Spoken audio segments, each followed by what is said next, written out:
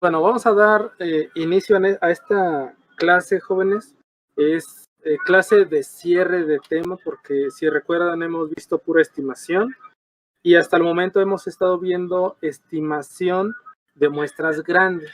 El día de hoy se centra solamente a muestras pequeñas, pero para poder cerrar este tema vamos a hacer un repaso general. Para el tema de intervalos, que es lo que la parte importante de todo nuestro muestreo, es tener un intervalo de confianza. Partimos de un muestreo. Y ese muestreo, recuerden que son muestras grandes y muestras pequeñas. Solamente hay dos rubros, muestras grandes, muestras pequeñas. Y el número que hace esa división es el 30. De 30 hacia arriba son muestras grandes, de 30 hacia abajo muestras pequeñas. Ahora, la clase pasada vimos una división de las muestras grandes. Recuerden que existen dos tipos de distribuciones, o continuas o discretas, que en este caso la discreta es la primera que vimos y la continua con la distribución normal. Entonces, para la discreta fue distribución binomial y para la continua, distribución normal. Y para las muestras pequeñas la que se usa es la t de Student. Ok, ahora hasta ahí es en temas de distribuciones, tamaño de muestras y las distribuciones que se utilizan para las muestras enfocadas a un intervalo de confianza. El intervalo, si recordamos lo que hemos visto hasta el momento, ha sido binomial, que tiene su característica, la forma en que se representa el intervalo, la normal y la t de Student. Ahora, para la binomial, el intervalo que manejamos fue la media estimada de la proporción más menos z veces el error estándar de la proporción. ¿Sí? Es la forma, ¿no? La expresión algebraica. Y en nomenclatura, límite inferior de confiabilidad, LIC, y LSC, límite superior de confiabilidad. Y las probabilidades o la confiabilidad más usada en los intervalos de confianza es 90, 95 y 99. Son las que más se usan. Pasando a la normal, el intervalo, la nomenclatura cambió porque ahora es X media más menos Z veces el error estándar de la media. Y en notación es igual, límite inferior de confiabilidad, límite superior de confiabilidad y la confiabilidad más usada, al igual que en la binomial, es 90, 95 y 99. Hasta ahí es lo que hemos visto. Entonces, el día de hoy nos vamos en la t de Student y todo enfocado para determinar el intervalo de confianza, que es lo que vamos a ver. Hasta acá es como repaso y como cierre de todo lo que hemos visto. Y bueno, ya pasándonos a las muestras pequeñas, iniciamos nuevamente con el muestreo y ese muestreo nos va a llevar a una estimación por intervalos para muestras pequeñas con la distribución T, la T de Student. ¿De dónde viene esta distribución? Pues bueno, ese trabajo es de W.S. Gossett, de allá de Inglaterra, por inicios del siglo XX. Cabe mencionar que el título de esta distribución es distribución T. El Student surge porque la compañía, esta cervecera, no permitía que sus empleados hicieran publicaciones. No permitía. Entonces, este señor Gossett, pues como no podía poner su nombre porque era empleado de esta cervecera, lo que hizo fue, se puso Student. Entonces empezó a usar el seudónimo Student. Y al paso del tiempo, esta distribución T también se le conoció como T de Student. Otro nombre que hace referencia a esta distribución también es la distribución de las muestras pequeñas, porque es enfocado a análisis de muestras pequeñas. ¿Sí? Bueno, ese es como contexto. Ahora, para esta distribución, ¿cuáles son los criterios que nosotros debemos de considerar? Ustedes recuerden que siempre hay criterios o restricciones que debemos de considerar. Lo vimos con las anteriores, la de Poisson, la de binomial y la normal. Entonces ahora la T de Student, ¿cuáles son los criterios? Y el primero ya se lo saben de memoria, puesto que es el tamaño de la muestra, ¿no? Que tiene que ser menor o igual a 30, de 30 hacia abajo, para utilizar T de Student. Si es mayor a 30 o de 30 en adelante, ya es la normal. Entonces, la muestra menor o igual a 30. La desviación estándar se desconoce y eso es congruente con lo que estamos haciendo con el procedimiento. ¿Por qué? porque si es una muestra y lo que buscamos es encontrar los parámetros de la población, obviamente los parámetros de la población no se conocen, por lo tanto la desviación estándar de la población no se conoce. El tercer criterio es que la población es normal, o sea, tiene un comportamiento similar a la distribución normal. Ahorita más adelante vamos a reafirmar ese tema. Eso es en cuanto a criterios. ¿Cuáles son las características de esta distribución T-Student? Tiene 3 características. Y la primera es, si los datos siguen un comportamiento normal, entonces implica que su curva, ambas partes son simétricas. La parte izquierda es simétrica con la parte derecha. Entonces es una curva simétrica. Y esa es la primera característica. La segunda es que la curva es más plana. Recuerden que la normal, como la mayoría de los datos se agrupan al centro, la curva es un poco más puntiaguda. Entonces, ¿qué quiere decir? Que esta curva, al tener menos datos, va a ser un poquito más plana o más chata, como lo quieran ver, ¿no? Pero más pequeña, ¿no? Y la tercera característica es que la distribución va relacionada al tamaño de la muestra. ¿Qué quiere decir? Que para cada tamaño de la muestra va a haber una distribución T diferente. Ahorita vamos a reafirmar este punto más adelante. Y con eso, pues me da la pauta ya de empezarme a meter a los términos estadísticos, diciendo que una distribución T es menor en la media y mayor en las colas de esta distribución normal, o que una distribución normal.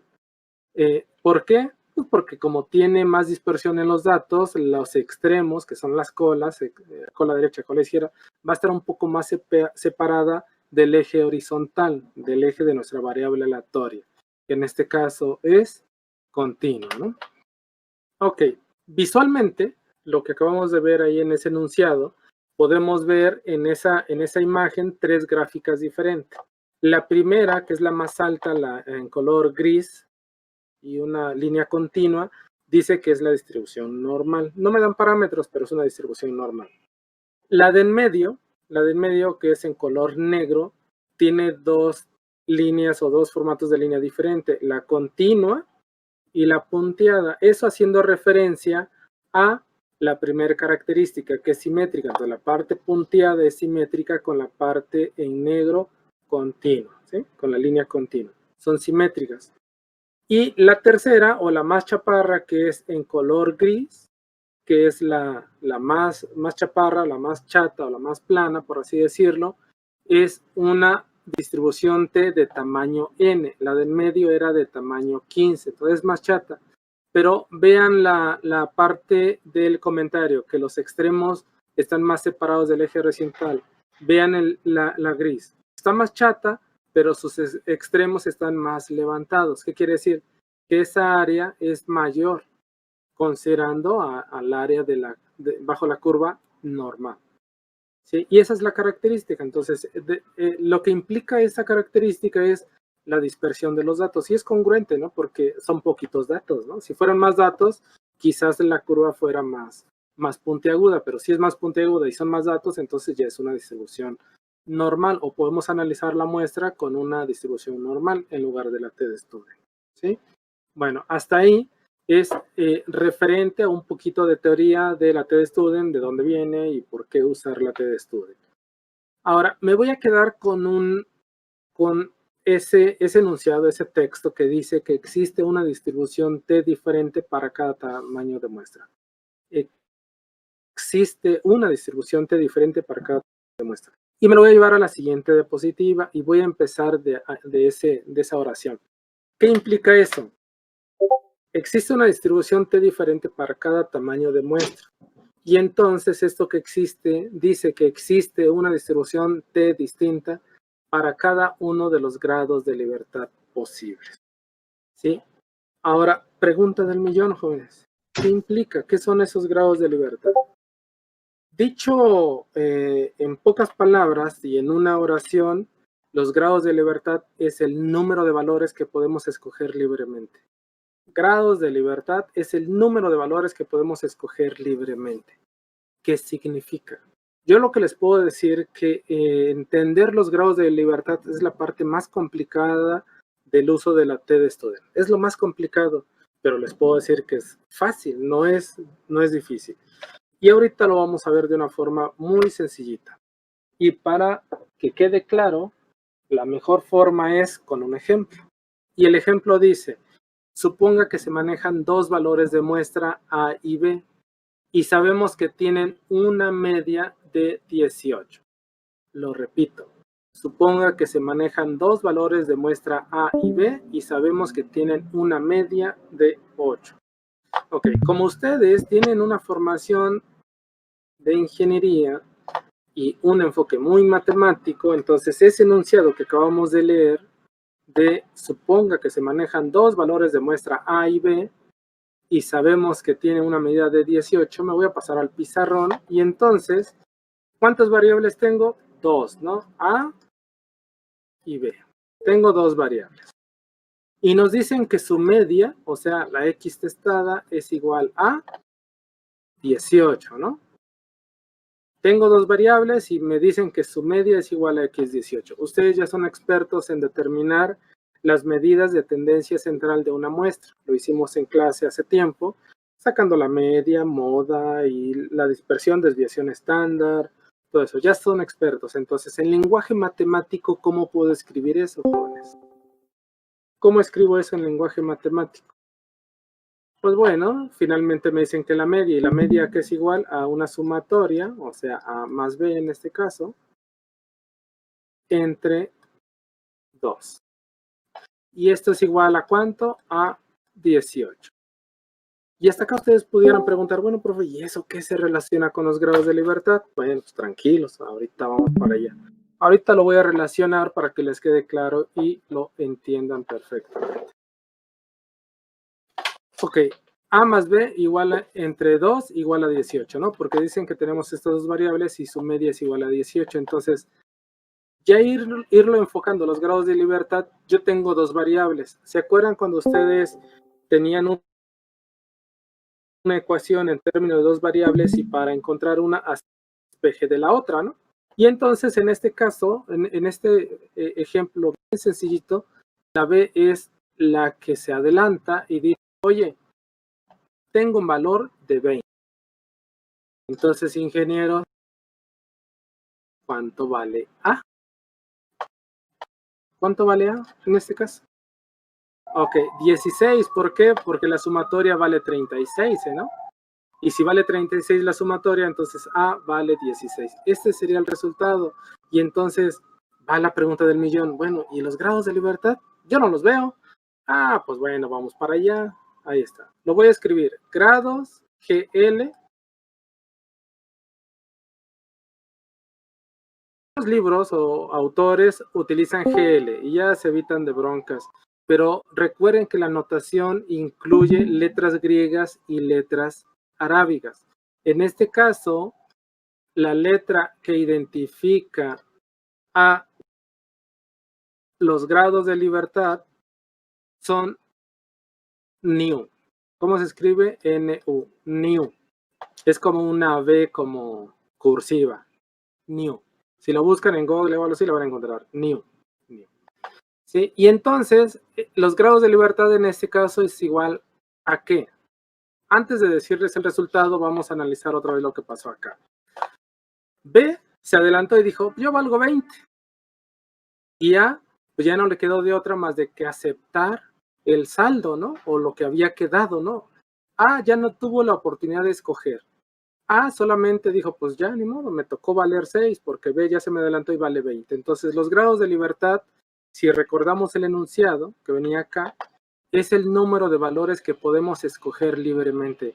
Ah, la única variable que puedo escoger es la B. Entonces, mis grados de libertad vale 1. Vale 1. Grado de libertad 1, porque solamente una variable es la que tuvo la oportunidad de escoger y la otra ya no, ya tomó lo que quedó, el saldo, el resto, ya no tuvo oportunidad de escoger. Entonces, grados de libertad es igual a 1. Insisto, los grados de libertad es lo más difícil de entender de acá. No implica que sea complicado.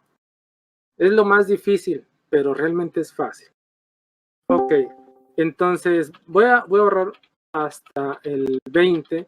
Y ahora el canijo de B dice, oye, pues ahora yo quiero valer 30. Tuvo la oportunidad de escoger, ¿no? Todavía. Y ya, entonces, ¿cuánto vale? Pues ahora sí vale 6, ¿no? Y entonces, esto lo único que corrobora que la única que pudo escoger es la B. La otra variable que es la A, pues esa se tuvo que quedar con lo que quedaba, con el saldo, con el complemento, nada más.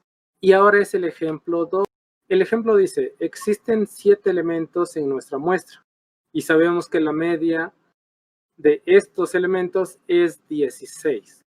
Pregunta, ¿cuántos grados de libertad tengo ahora en este segundo ejemplo? Analícenlo y cuál es el resultado. 6. Frank y Giovanni dicen que 6, ¿sí? Así es, excelente. Entonces ya tienen claro porque los grados de libertad es el número de valores que pueden escoger libremente.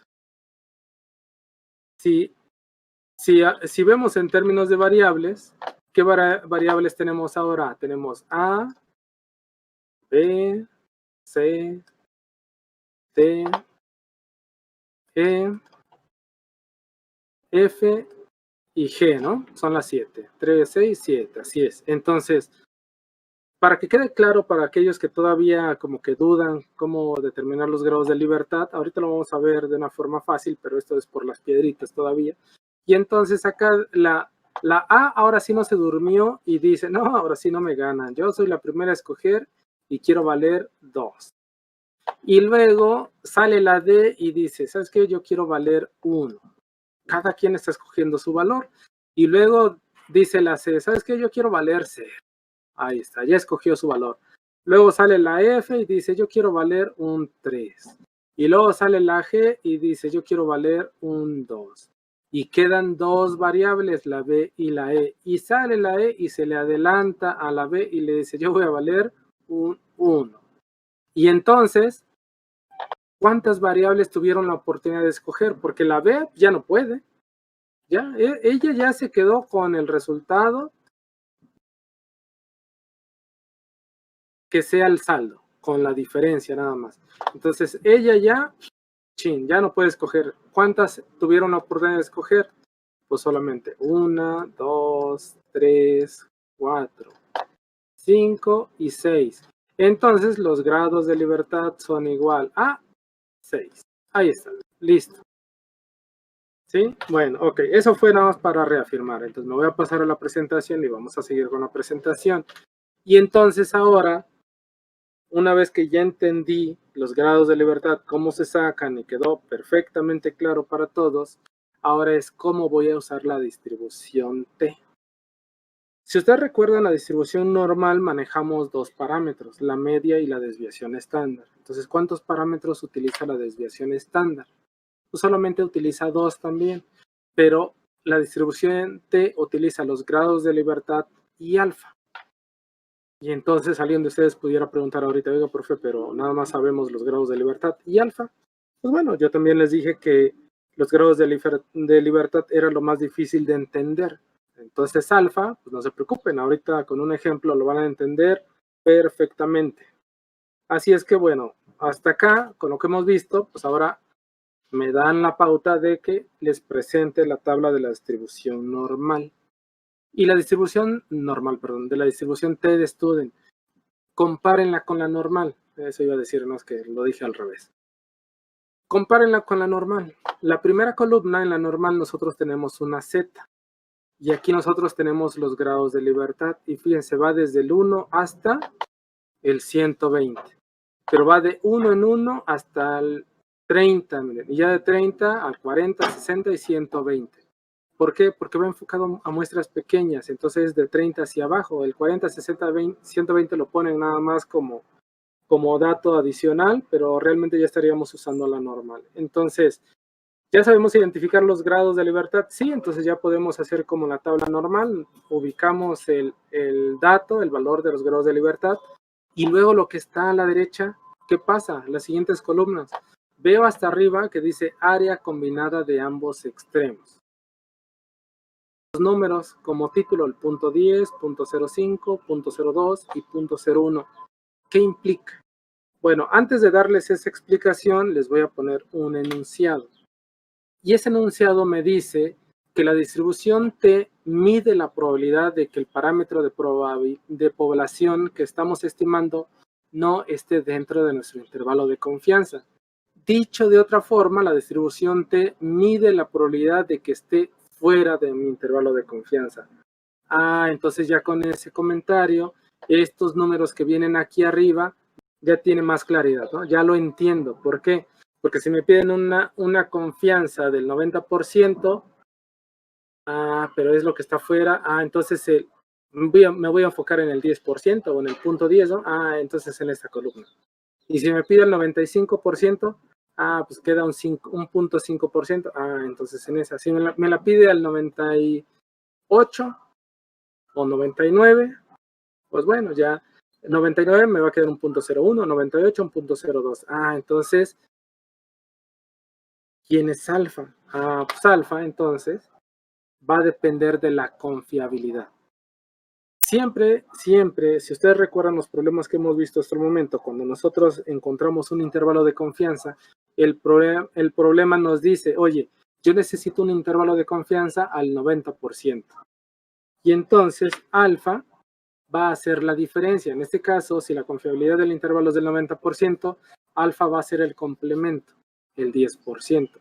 Y la forma de calcularlo va a ser 100 menos la confiabilidad, que en este caso es de 90. Y entonces va a ser 100 menos 90. Y alfa vale el 10%. Entonces eso es muy sencillo, es una resta, no van a tener mayor tema. Y continuando, entonces los grados de libertad, nu, va a ser igual a GL. Dependiendo del autor, puede utilizar la letra griega nu o GL. Y la ecuación va a ser N. Entonces, ejemplo, jóvenes, ya para empezar a utilizar la tabla, si yo tengo una muestra que es de tamaño 20, y yo quiero una confiabilidad de mi intervalo del 90%, ¿cuánto vale T? En la tabla normal lo que buscábamos era mi Z, pero en esta ya no vamos a buscar Z, ahora es T, mi T. ¿Cuánto vale la T? El procedimiento es exactamente el mismo a la tabla normal. Ubico el valor de los grados de libertad y después busco la intersección con el valor de alfa. Entonces, si tengo 20 datos y un 90% de confiabilidad, ¿cuánto vale mi T? 1.729 me dicen, ok, ya les dije tamaño de 20, entonces grados de libertad n-1, 20 menos 1, 19. Ya estoy en el 19 y ahora me lo piden al 90%, entonces me voy a enfocar en el complemento del 90, entonces es el 10% y vale 1.729. ¿Ok? Así se usa la tabla, entonces ya le entendieron, es muy fácil. Pues bueno, después de ese ejemplo que hicimos ahorita para utilizar la tabla, vamos a pasarnos a un ejemplo 2. Ya lo puse. Y el ejemplo 2 dice ahora, suponga que hacemos una estimación a un nivel de confianza del 90%, con una muestra de tamaño 14. 90% tamaño 14. ¿Cuánto vale mi T? Si tengo tamaño 14 la muestra y 90%.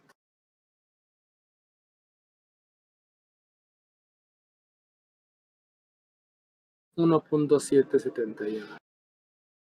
Esos son los más usados, Lalo. Esos son los que más se usan. Entonces, a manera de ejemplo, ya están. Si necesitas una tabla con más porcentajes, pues bueno, ya puedes buscar una completa en la red, en algún libro. Digo, Google ahora nos facilita todas las tablas. Lo único que tienen que validar, Lalo, y lo voy a comentar de una vez, es, al igual que la normal, hay diferentes tablas. En este caso, vean el título. Dice, área combinada de ambos extremos. ¿Qué quiere decir? Me va a dar todo el complemento, todo lo que está fuera del intervalo. Por lo tanto, esa área que viene aquí es la de los dos picos. Si yo quiero saber la de un pico, sería este valor entre dos, porque la mitad estaría a la derecha y la otra mitad a la izquierda. Nada más tienen que ver qué tabla están usando. En este caso, yo estoy utilizando una tabla que me da la sumatoria de las dos áreas de los picos de mi curva. ¿Sí? Digo, para que sepan si tienen que dividir alfa entre 2 o alfa sí al 100% lo utilizan, ¿no? En este caso yo la estoy utilizando completa, ¿no? Porque es al 10%, pero si yo utilizo una tabla que me da solamente la área de un pico, entonces tendría que utilizar alfa medios. Considérenlo nada más, ¿sí? Y pueden buscar una tabla diferente. En este caso yo estoy utilizando esta a manera de ejemplo y que sea sencillo. Ok, entonces ya me dijeron el resultado, en este caso los grados de libertad, si la muestra es de 14, grados de libertad 13, ¿no? Y alfa vale 0.10, ¿no? Aquí está, porque es la diferencia del 100% menos la confiabilidad, entonces 100 menos 90, 10%. Y con eso entonces nos vamos a la tabla y encontramos el valor de, al igual que en la normal buscábamos Z, ahora buscamos T, y ese valor es de 1.771, ¿sí? Hasta acá solamente hemos encontrado el valor de T. Y ahora el intervalo. ¿Cómo encontramos el intervalo? Recuerden que todo va en torno a la media. Y si todo va en torno a la media, entonces va a estar más menos T veces el error estándar estimado de la media. Entonces va a ser la media más menos T veces el error estándar estimado de la media. Ok, hasta acá creo que ya queda claro el cómo sacar el intervalo, porque el procedimiento es exactamente el de la normal. La única diferencia era obtener el valor de T para utilizarlo en mi intervalo, pero el intervalo ya lo saben hacer porque es exactamente el de la normal. La media más menos el error estándar estimado de la media y se acabó. ¿Y por qué el error estándar estimado de la media? Porque tenemos una muestra, ¿no? Y vamos a estimar el valor o los parámetros de la población. Por lo tanto, es una muestra y no conocemos los parámetros de la población. Ok, el problema. El problema que vamos a hacer ahorita dice, como parte del proceso de asignar el presupuesto del año siguiente, el administrador de la planta generadora de energía eléctrica Farpoint debe estimar la cantidad de carbón que requerirá para este año. El año anterior la planta casi se quedó sin combustible, de modo que el administrador está reticente a solicitar el mismo presupuesto de nuevo. Sin embargo, el administrador de la planta siente que el uso de los datos registrados le ayudará para estimar el número de toneladas de carbón que debe pedir. Una muestra aleatoria de 10 semanas de operación de la planta, seleccionadas de los últimos 5 años, produjo un consumo medio de 11.400 toneladas semanales, con una desviación estándar de la muestra de 700 toneladas por semana. Ok, algunos de ustedes seguramente ya se acordaron de este problema. Cuando vimos el tema de el hacer sus histogramas, polígono de frecuencias y todo eso, este problema lo resolvimos. En ese entonces teníamos los datos y nos pidieron encontrar la media y desviación estándar. Ahorita ya no los dan como datos, 11.400 la media, el consumo semanal, y 700 toneladas de consumo, no, perdón, de desviación estándar. 700 toneladas como desviación estándar. Entonces, ¿qué se nos pide? El administrador desea un intervalo con un 95% de confianza. Y ese es todo el problema. Entonces ahora solamente nos resta resolverlo y como siempre vamos a estar utilizando el Excel.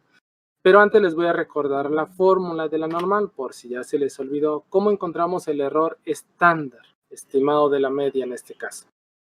Pues bueno, recuerden que cuando la variable tiene un gorrito implica que es estimado. Entonces el error estándar estimado de la media va a ser igual al error, perdón, va a ser igual a la desviación estándar estimada entre raíz de E. Y con eso entonces nos vamos a pasar al Excel, aquí está, ya les puse la formulita para que no se nos olvide y vamos a empezar a resolverlo. Me voy a ir un poquito despacio para que lo vayan resolviendo a la par ustedes también, lo vayan resolviendo. Y cualquier duda o algo, pues con toda confianza pregunten antes de terminarlo o al final, como gusten, ¿no? Entonces, primero, ¿cuántos datos tenemos? N. ¿N igual a qué? En este caso, N es igual a 10. Le voy a copiar el formato para que sea del mismo tamaño. Ahí está. N igual a 10. ¿Qué otro dato tenemos? La media, pues me voy a insertar. Ya sabemos que la media es la X testada. Aquí está, X testada. Aquí está. Listo. Y esa X testada va a ser igual a ¿qué? Pasar al problema, 11.400. 11.400. Y luego la desviación estándar, pero la desviación estándar de una población es S. Recuerden que números, letras griegas hacen referencia a la población y las arábigas a la muestra. La desviación estándar de la muestra es 700. ¿Qué más nos dan de datos? La confianza es igual al 95%. Listo. Bueno, ¿qué es lo que nos hace falta? Pues ya tenemos todos los datos, ¿no? Entonces ahora solamente es encontrar el error estándar. Como lo hemos estado utilizando, pues yo me voy a pasar a una tabla anterior y voy a pegarlo por acá. Nada más que en lugar de P es una X, ¿no?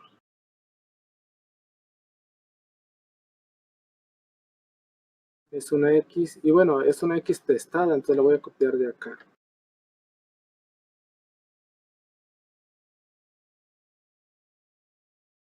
Listo, ahí está. Entonces, esa X, ese error estándar estimado de la media, ¿a qué es igual?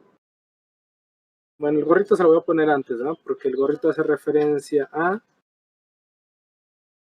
el error estándar, ¿no? Y se pone como subíndice de la media. Que al final viniera siendo prácticamente lo mismo, ¿no? Porque la media es medida. Vean las variables. Las variables que estamos utilizando son de la muestra, pero necesitamos de la población. Entonces, lo que vamos a hacer es, como van a ser estimados, entonces vamos a insertar otra vez un símbolo aquí, que en este caso va a ser de la media. La media, para los que no la tengan, la media es 03BC el código. 03BC. Y esto va a ser igual a ¿qué? Listo. Le voy a copiar el formato.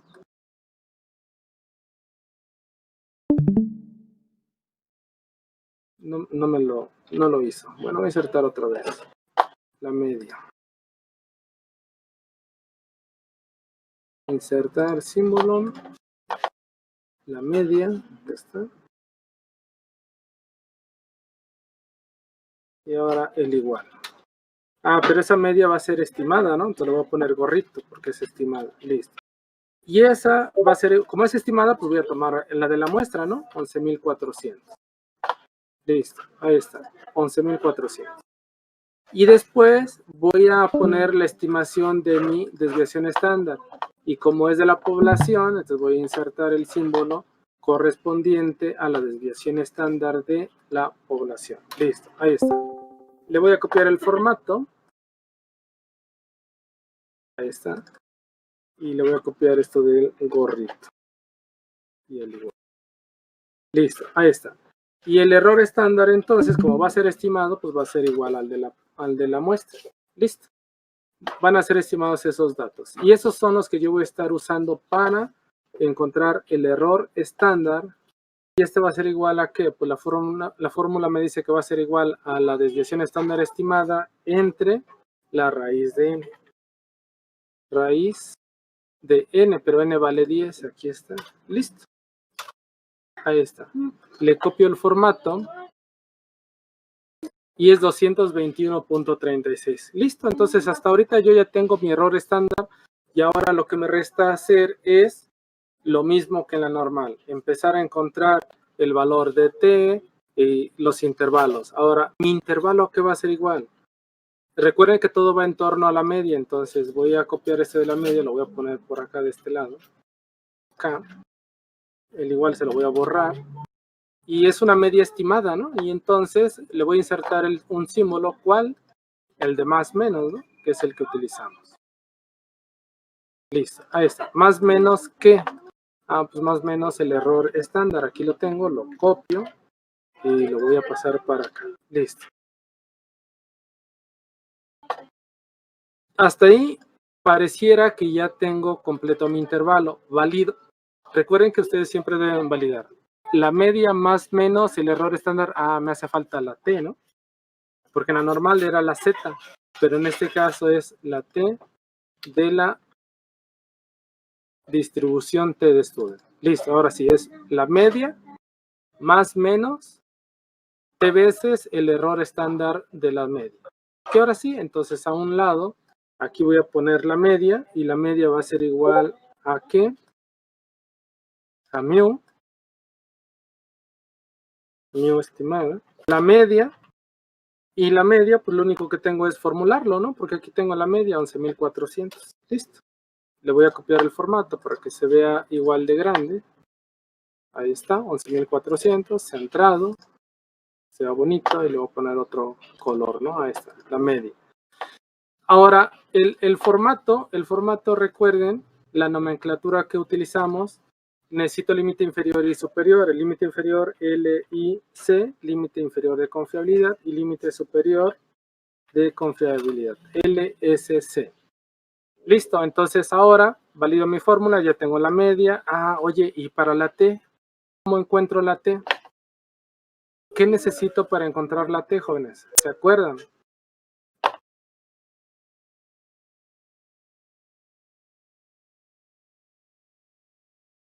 Solamente necesitamos los grados de libertad, ¿no?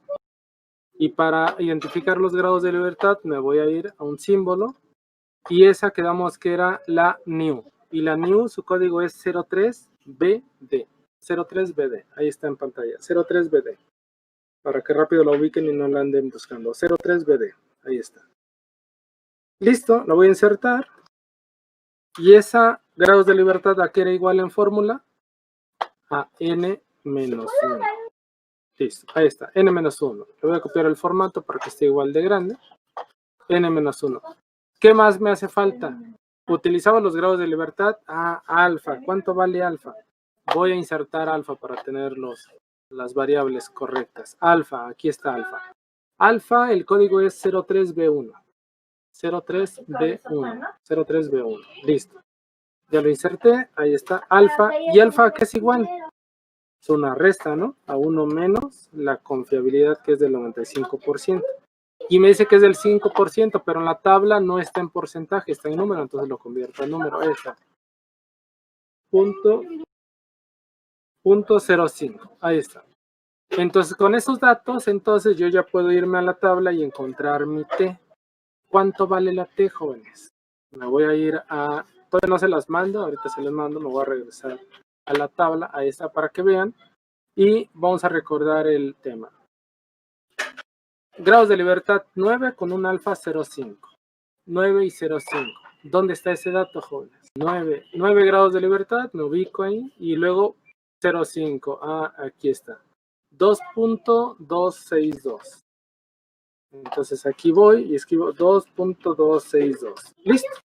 Ya tengo mi T, que es el área bajo la curva que está fuera del intervalo. Recuerden que eso es lo que da la T de student. Y entonces, ahora sí ya me puedo ir a encontrar el límite inferior. ¿Cómo es? Va a ser igual a la media menos T veces el error estándar. Listo, ahí está. Y me voy al límite superior, y eso va a ser igual a la media más T veces el error estándar. Listo, jóvenes, y ahora sí ya tengo mi intervalo. Ahora, ustedes deciden, dependiendo del número, a cuántos dígitos lo manejan. Lo hemos venido manejando a 2 dígitos si es número grande, y 4 dígitos si es número muy pequeño, ¿no? Entonces, en este caso es un número grande, pues lo puedo dejar en 2 o en 1 o hasta número cerrado, ¿no? Pues son toneladas, ¿no? Listo, ahí está. Ahí está mi resultado. Ese es el intervalo, jóvenes. Realmente, ¿cuál es el problema? ¿Qué nos piden? ¿Qué nos pide? Porque ya hicimos el intervalo de confianza. ¿Y ahora qué? ¿Y ahora qué hacemos? Ahí está. El problema dice que como parte del proceso de asignar el presupuesto del año siguiente, el administrador de la planta generadora de energía eléctrica debe estimar la cantidad de carbón que requerirá para este año. Entonces, no es solamente el intervalo, él quiere tener una estimación del carbón que va a utilizar el próximo año, ¿no? O este año que está iniciando, ¿no? Entonces, jóvenes, ¿cuál es el número que ustedes darían como estimación para el próximo año? ¿Cuál y por qué, jóvenes? El superior. Jonás dice que el superior. Ok, ¿los demás qué dicen? Sí, así es, desde luego, toman el superior, sobre todo porque también ponen que ahí, que el año pasado por poco y se quedan sin carbón. Entonces, bueno, toman el superior, ese es el que estarían tomando como su estimación. Ahora, ese 11.900, ¿a qué es igual? Perdón. Ese 11.900 es el consumo por semana, ¿no? Entonces, realmente lo que nos hace falta es encontrar el consumo anual. Y entonces eso va a ser igual a ese valor por semana por 52, ¿no? Y ese número es el consumo anual. Listo, ahí está. Y ahora sí tenemos el consumo anual. Entonces, este realmente sería el resultado de la estimación. Ahora, el número se ve muy raro, le vamos a cambiar el formato y le vamos a poner que es de número y que es el separador. Ahí está, listo. Son 618.837 toneladas de carbón que van a consumir a lo largo de este año. Y ese es realmente el número que busca el jefe, gerente, director, el administrador, porque en todas las empresas siempre hay administradores y normalmente estos datos se los van a pedir al de operaciones, ¿no? Al responsable. Entonces, este sería el consumo anual. Ahí Osman dice, oiga, pues ¿por qué el límite superior o por qué el otro? Bueno, en el problema nos dice que el responsable quiere tener la estimación del consumo para todo el año. Y adicional te dicen que el año pasado por poco y se quedan sin materia prima, o sea, sin carbón. Y entonces ahora quiere tener una confianza del 95% de que no se va a quedar sin carbón. Entonces, pues tomas el límite superior y ese lo consideras como tu estimado. Y entonces consideras ese y con ese vas a tener la certeza al 95% de que no te vas a quedar sin carbón. Ahora, si tú dices, no, pues yo lo quiero al 99%, entonces te pasas a tu tabla y veamos qué tanto cambia, ¿no? Tienes una muestra de 9 al 99, entonces sería este de 1, ¿no? Y ese de 1 sería 3.25. Si le ponemos aquí 3.25, ¿a cuánto cambia? El superior, de 11.900 a 12.100, ¿no? 12.119. Y ese ya sería el 99%, o sea, prácticamente implicaría que no te quedarías sin carbón un 100%, ¿no? Entonces, ¿en cuál estabas? 2.262, lo voy a regresar, 2.262, para regresarme al problema. Entonces, la verdad es que si consideras 12.100 igual a S menos 11.900, son 218 toneladas. 218 toneladas. Si vemos al consumo a las 11.400, no es muy significativo, ¿no? Eso entre las 11.400, un 2%. La verdad es que es muy poco, ¿no? No es muy significativo. Y entonces él está al 95% de seguridad o de confianza de que no le va a faltar. Y entonces yo voy a tomar el límite superior. Ahora, es un consumo promedio. Puede ser que hasta le sobre, ¿no? Porque te quedaste con el límite superior, ¿no? Otra pregunta importante, jóvenes. A lo largo de todo el semestre, yo les he dicho que todo esto de probabilidad estadística va enfocado a la toma de decisiones. Y para que ustedes tomen una buena decisión, el contexto que tengan debe ser el más parecido a la realidad. Y esto lo único, bueno, únicamente lo pueden determinar pues haciéndose varias preguntas. Oye, ¿esa es la suficiente información que yo puedo determinar? ¿Puedo saber más? ¿Puedo encontrar más datos? No lo sé. Fíjense, por ejemplo, 11.900 es el consumo por semana. Oye, la planta trabaja un turno, 2 turnos, 3 turnos. Si genera energía, entonces trabaja los 3 turnos, ¿no? Entonces, ¿cuál es el consumo por día? Tengo por semana, entonces 11.700 entre 7, ¿no? Porque si genera energía, pues va a trabajar de lunes a domingo, ¿no? Entonces entre 7. Oye, consume 1.700 toneladas día. Oye, trabaja 3 turnos. Pues ¿cuál es el consumo por turno? y el consumo por turno sería igual a ese 1700 entre 3, ¿no? Ahí está. Le voy a copiar el formato para que se vea. Entonces, 567 toneladas por turno. 567 en la mañana, 567 en la tarde, 567 en la noche. Es el consumo promedio. Ok. Ustedes como responsables del proceso, ¿se pudieran hacer más preguntas, jóvenes? ¿Hay alguna otra variable que tendrían que considerar en este análisis? A ver, escríbanlo ahí en el Discord. ¿Qué otra variable pudieran considerar? Porque, insisto, ustedes tienen que tener el mayor posible de información de el problema de su situación, el mayor posible de información. ¿Qué otra cosa ven, jóvenes? A ver.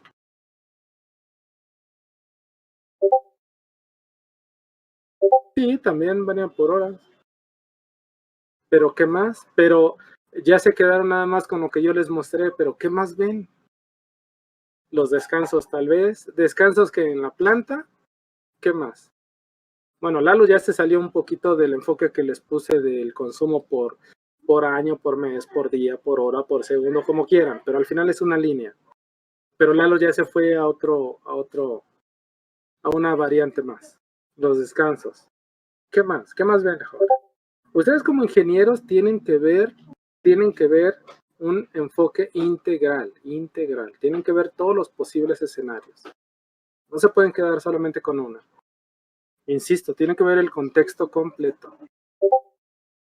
Pero eso, Leonardo, del consumo sigue la misma línea que yo les dije. El consumo por día, por segundo, por mes, sigue lo mismo.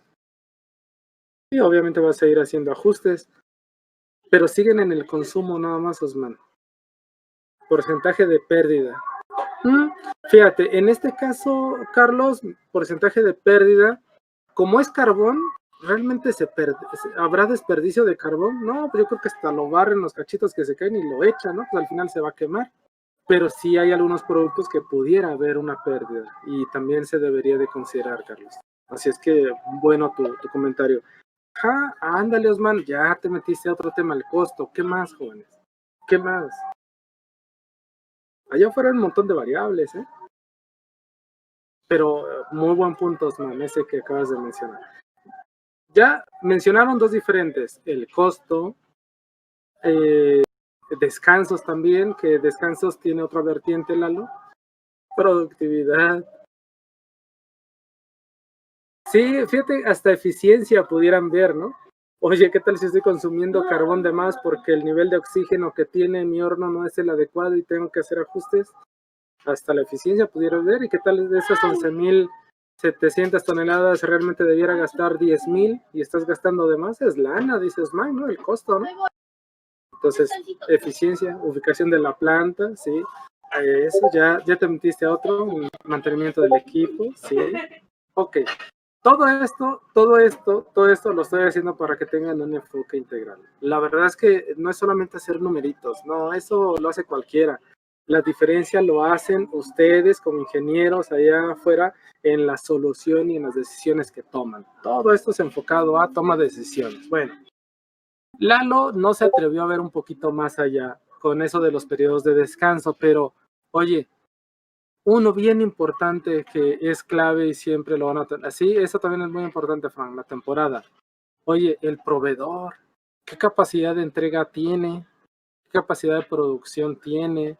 ¿Con cuántos tiempos de entrega me hace los pedidos? Yo el espacio que tengo en mi almacén, ¿tengo espacio suficiente para almacenar una compra de un año? O sea, para almacenar 618,837 toneladas de carbón. ¿Tengo espacio? Es más, tengo espacio para almacenar el consumo de una semana, las 11,900. O sea, el espacio que tiene en su bodega, el espacio en andén, entonces para descargar los camiones, también lo deben de considerar, jóvenes. La temporada, vacaciones. ¿Qué tal si el proveedor dice, oye, ¿sabes qué? Yo en diciembre, dando el primero, yo ya no trabajo hasta el 6 de enero, pasando, es más, hasta el 8 de enero, pasando Reyes, porque me voy a jugar con mis niños. ¿Y ustedes qué van a hacer con ese mes? Entonces, periodo vacacional, costos. Ahora, Osman dice costos. Oye, ¿realmente será rentable tener almacenadas 618,000 toneladas? ¿En cuánto anda el kilo de carbón ahorita? Costo unitario. ¿En cuánto anda el kilo de carbón, jóvenes? A ver, los que hacen carnitas y todo eso. Vania dice 13 baros. Vamos a 13 baros, ¿qué más? 13 baros, ok. ¿Alguien más dijo algo? Frank y Omar están escribiendo. Como 30, sí. Vamos a ponerle 20 baros, nada más para de ejemplo. Y entonces, imagínense, Osman dice, oye, pues comprar para un año, para evitarme broncas de que el proveedor descanse y todo el rollo, ¿cuánto me gastaría? Pues esos 20 por los 618, ¿no? Oye, no manches, 12 millones. 12 millones, no manches, desembolsar 12 millones así de un solo golpe, no, pues es una buena lana, entonces voy a, ay, 64, bueno, la bolsa, pero es de 5 kilos, ¿no? ¿De 5 o 10 kilos? Bueno, ya le puse 20. Pero eso, ¿de dónde ha de ser? De Europa, yo creo, porque en el Oxxo anda como en 140, 160 y en el Walmart anda como en 100, la bolsita de 5, o sea, sí anda como 20 pesos, ¿eh? Y de 3, bueno, como 20 kilos, vamos a tomar esa de 20 pesos, ¿no? Entonces, 12 millones, entonces, ¿será importante el costo? Sí. Existe un término que dice entregas just in time. ¿Qué quiere decir? Entregas justo a tiempo. Entonces, para no desembolsar eso, ¿qué tal si le dices a tu proveedor, oye, ¿sabes qué? Yo necesito el pedido por semana. Y entonces ya por semana, ¿cuánto te estarías gastando? Igual a esos mismos 20 por los 11,900, ¿no? Y entonces ya te estarías gastando ¿cuánto? Le voy a poner el formato de peso. 238,000 pesos. No, pues contra los 12 millones ya es muy poquito, ¿no? 238. Y entonces ya semanalmente pues ya es más manejable el costo, ¿no? Ya se va prorrateando. Ahora, otro tema importante, ¿de qué tamaño es tu bodega? Y ahí viene otra pregunta, el stock de seguridad que debes manejar, ¿de cuánto debe de ser? Si yo utilizo por turno 567 y tú dices, oye, el proveedor tiene la capacidad de entregarme cada turno 500 toneladas. Así es. El costo por almacenaje, o sea, que tú tengas que almacenar las tarimas, a lo mejor directamente de piso, con un patín se lo llevan y ya te sale más barato, ya no gastas en un montacargas, no lo sé, son muchas variables. Pero fíjense, le pudieran decir al proveedor, oye, proveedor, necesito que me traigas 500 toneladas a las 8 de la mañana, 500 toneladas a las 2 de la tarde y 500 toneladas a las 10 de la noche. O 500 toneladas a las 5 de la mañana, una hora antes de empezar el turno, no lo sé. Y entonces las descarga y ya está listo para empezar a trabajar el turno, ¿no? Y al final ya se vació el área, pero llega el otro, ¿no? Tendrías que sacar intervalos de consumo por turno y decir, con esta cantidad yo salgo cada turno. Y le hiciste el pedido, la compra al proveedor por toda la semana, pero se lo pediste por tandas para que tú no lo tengas almacenado ni tengas que almacenar. Yo te compro todas las semanas, es más, te compro el mes completito. Pero ¿sabes qué? Necesito que me pongas un camión o 2 camiones a las 8 de la mañana, 2 a las 12 del día y 2 a las 12 de la noche. Y así ustedes lo distribuyen. Disminuyen gastos y todo lo demás. Obviamente tendrían que ver el tiempo de entrega del proveedor. Oye, el proveedor es bien puntual. Yo le digo a las 8 y siempre está ahí puntualito. O tiene retraso de más o menos una hora, pues vean si le ajustan cantidad, ¿no? Pero hasta allá llega este tema. Porque el tema que mencionó Osman, ¿no? Entonces, tener parado 12 millones porque lo compraste en enero y es un producto que vas a utilizar hasta diciembre, pues un porcentaje de este monto lo pudiste haber invertido, pudiste haber comprado otras cosas, nada más si lo metes a CETES, te da un 5% por lo menos.